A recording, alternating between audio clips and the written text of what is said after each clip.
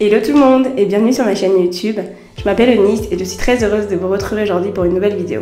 Si vous êtes nouveau ici, sachez que cette chaîne est un espace où nous explorons ensemble les nombreuses facettes du passage à l'âge adulte avec des anecdotes, des conseils, des retours d'expérience, tout ça dans la bienveillance et la bonne humeur. Si vous êtes un habitué, merci d'être venu, ça me fait très plaisir. Aujourd'hui, nous allons parler d'un sujet qui me tient à cœur, qui est l'importance de connaître sa valeur. Dans notre société actuelle, on nous pousse souvent à définir notre valeur à travers notre travail, nos possessions ou l'approbation des autres. On cherche à se définir à travers le regard des autres, à travers les succès, à travers les échecs, alors que notre vraie valeur est beaucoup plus profonde. Aujourd'hui, je veux donc vous encourager à voir les choses sous un autre angle, l'angle spirituel, et à comprendre que notre vraie valeur vient de notre identité en Christ. Quand on comprend qui on est aux yeux de Dieu, notre perception de nous-mêmes change de façon radicale. Je vais donc, au cours de cette vidéo, vous lister un certain nombre de points pour étayer mes propos. Une chose est sûre, à la fin de cette vidéo, vous allez comprendre pourquoi il est crucial de connaître sa valeur dans la vie d'adulte et surtout qu'est-ce que ça veut dire, pourquoi il est difficile de connaître sa valeur et enfin quels sont les bienfaits de connaître sa valeur et son identité en Christ. Alors mon premier point, ça va être ce que la société dit de la valeur. Comme je le disais avant, dans notre vie quotidienne, on entend beaucoup de messages sur la valeur. On nous dit que notre valeur est liée à nos possessions, à notre apparence, à notre réussite, au nombre de nos abonnés sur les réseaux sociaux, ou même à notre capacité à faire quelque chose de grand. On se compare aux autres, on mesure notre bonheur et notre succès par rapport à des critères extérieurs. Et cette comparaison constante finit par nous épuiser. Cela nous épuise moralement et on est nombreux à se retrouver à l'âge adulte à se questionner sur quelle est notre réelle valeur, quelle est notre réelle identité. Donc ces standards qui ont été mis en place par le monde sont des standards qui sont fragiles et ils peuvent facilement nous laisser un sentiment de vide ou de rejet lorsqu'on ne les atteint pas. Selon moi, c'est un piège car quand on s'accroche à ces critères, on finit souvent par oublier qui on est vraiment. Plusieurs raisons, comme les pressions sociales, les échecs, les comparaisons ou le manque d'estime de soi, peuvent rendre difficile notre connaissance de notre valeur. Ce qui m'emmène à mon second point, qui est ce que Dieu dit de notre valeur. En réalité, notre vraie valeur n'est pas quelque chose que l'on doit gagner ou prouver. Elle est déjà là et elle vient de notre essence même. Ce n'est pas parce que je réussis ou que j'échoue que ma valeur change. Ma valeur est stable parce qu'elle repose sur quelque chose de plus solide que les circonstances de la vie. Quand on regarde la Bible, on voit quelque chose de totalement différent de ce que le monde veut nous faire croire. Dieu ne mesure pas notre valeur en fonction de notre apparence ou de nos performances. Au contraire, il nous dit que nous avons de la valeur simplement parce qu'il nous a créés et parce qu'il nous aime. Dans le psaume 139 au verset 14 par exemple, il est écrit « Je te loue de ce que je suis une créature si merveilleuse ». Dieu nous a créés de façon intentionnelle, avec amour et attention, et cela, c'est quelque chose qui ne peut pas être retiré. Mon père nous expliquait cela en grandissant avec un exemple assez parlant, je trouve, et tellement parlant que je n'ai jamais oublié cet exemple, et je pense que je ne l'oublierai jamais. Et je pense que c'est un exemple aussi que j'utiliserai pour enseigner cela à mes enfants. En gros, il prenait un billet de 10 000 francs. Donc pour ceux qui ne savent pas, le franc CFA, c'est la monnaie qu'on utilise au Gabon et le billet de 10 000 francs, c'est le billet avec la plus grosse valeur. Donc il prenait un billet de 10 000 francs craquant. Craquant, c'est-à-dire un billet tout propre, tout beau, tout lisse, etc. Comme s'il venait de sortir de la banque. C'est comme ça qu'on disait en tout cas. Donc il prenait un billet de 10 000 francs et il disait « Qui veut ce billet de 10 000 francs ?» Et du coup, on disait « Moi, moi, je veux. » Et après, il prenait le même billet, il le froissait, il le malmenait, etc. Et il nous reposait la question. Qui veut ce billet de 10 000 francs? Et pareil, moi. C'était le meilleur moyen de nous apprendre cela, en fait. Parce qu'il nous montrait que froissé ou pas froissé, un billet de 10 000 francs reste un billet de 10 000 francs. Et c'est une belle illustration, je trouve, qui nous prouve que peu importe les épreuves ou les situations par lesquelles on passe dans la vie, notre valeur reste inchangée. Désolée, je filme à la lumière du jour et du coup si la luminosité baisse un petit peu, c'est parce que le jour est en train de baisser. Donc j'espère que vous pourrez toujours me voir et m'entendre. J'ai grandi avec des parents qui ont fait un véritable travail là-dessus. Et avec mes sœurs, je pense en tout cas qu'on est quand même vachement consciente de qui on est. En tout cas, moi je le suis. Je ne sais pas pour vous les filles, mais moi je le suis. Et je pense que ça a aussi été une très grande aide dans ma vie et ça a permis que je ne me laisse pas malmener par qui que ce soit. Moi, je suis partie de chez mes parents, j'avais 17 ans. Donc, j'étais quand même assez jeune pour l'étranger. Et c'est facile de se retrouver dans des situations compliquées, si je peux dire ça comme ça, où on se laisse influencer, où on se laisse malmener, etc. Et je trouve que ça, le fait de savoir vraiment qui j'étais, m'a aussi beaucoup aidé dans les choix que j'ai pris, dans les décisions que j'ai prises, etc. Même en étant jeune, très jeune, et finalement en devenant jeune adulte.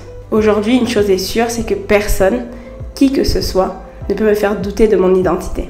Parce que c'est quelque chose qui est ancré en moi. Et personne ne peut me faire croire que je suis ce que je ne suis pas. C'est fou à dire parce qu'on est dans un monde où on peut être très souvent influencé par ce que disent les autres de nous. Et pire encore, quand on est des jeunes adultes, on peut se laisser malmener par des mensonges que des plus adultes que nous peuvent dire. On a souvent tendance à penser que tous les adultes sont sages et c'est une erreur de penser comme ça parce que les insensés aussi deviennent des adultes. Bref, connaître ma valeur m'a toujours permis d'avoir un sentiment profond de paix ou de satisfaction en étant moi-même, sans jamais chercher à prouver quoi que ce soit aux autres. Mon troisième point, ça va être connaître son identité en Christ. Ce que je trouve très beau dans la foi chrétienne, c'est que notre identité est basée en Christ. Quand on comprend qu'on est aimé et accepté par Dieu, qu'on est enfant de Dieu, cela transforme notre manière de voir notre valeur. Dans la Bible, il est écrit que nous sommes merveilleusement faits.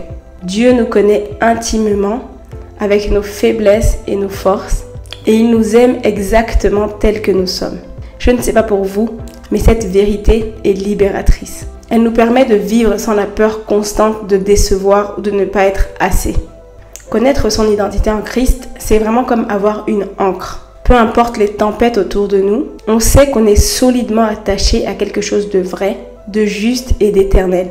En tant que chrétiens, nous sommes vraiment appelés à trouver notre identité en Christ et pas dans ce que le monde dit que nous sommes. Être en Christ, cela signifie quoi? Cela signifie que nous sommes enfants de Dieu, que nous sommes aimés sans condition et que nous avons été rachetés. Dans 2 Corinthiens 5, 17, il est écrit « Si quelqu'un est en Christ, il est une nouvelle créature. Les choses anciennes sont passées, voici, toutes choses sont devenues nouvelles. » Cette nouvelle identité nous donne clairement une stabilité et une paix que rien dans ce monde. Le fait d'être créé à l'image de Dieu, l'amour inconditionnel de Dieu, nous aide justement à renforcer notre estime de nous-mêmes. On est déjà au 4e point, ça va vite hein. Donc le 4e point, ça va être les effets de connaître sa valeur en Christ. Quand on connaît sa valeur et qu'on sait qui on est en Christ, cela change la façon dont on navigue dans la vie. On n'a plus besoin de validation extérieure pour se sentir bien. On devient plus authentique, on devient plus aligné avec qui on est vraiment. Franchement, pour moi, connaître notre valeur en Christ change tout, ça change complètement la donne. Cela nous libère de l'obsession de plaire aux autres ou de constamment chercher à prouver notre importance.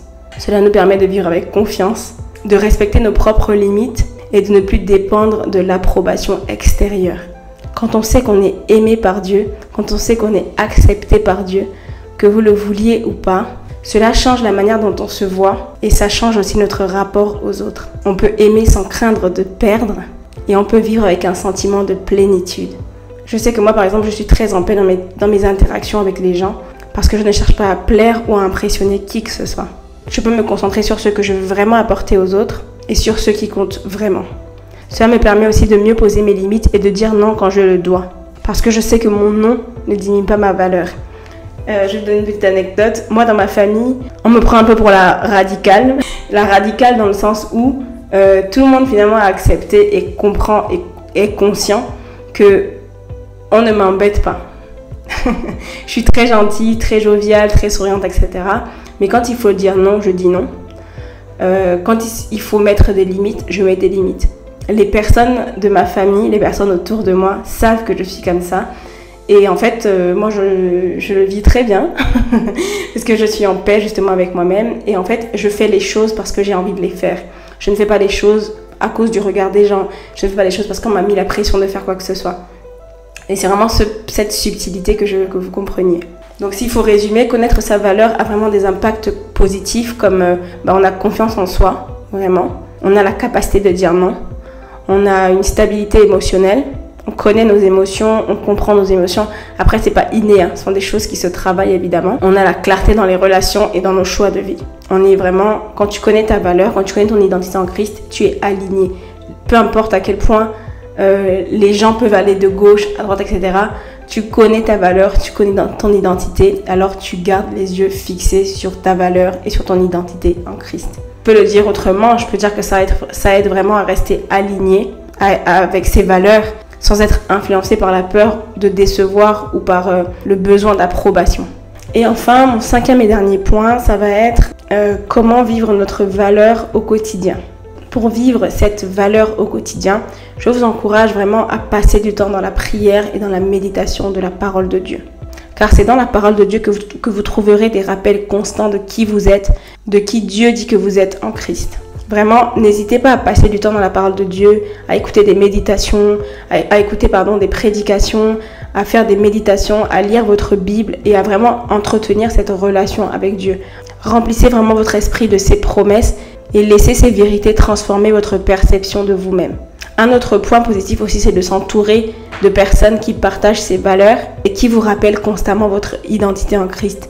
La chance qu'on a aujourd'hui, vraiment, moi je trouve que, ok, des fois les réseaux sociaux ça peut être très mauvais, mais des fois ça peut être aussi très bien. Parce qu'aujourd'hui sur les réseaux sociaux, on a des personnes qui font des études bibliques, des personnes qui lisent la Bible, des personnes qui parlent en permanence de Christ, qui nous rappellent en permanence quelle est notre valeur aux yeux de Dieu.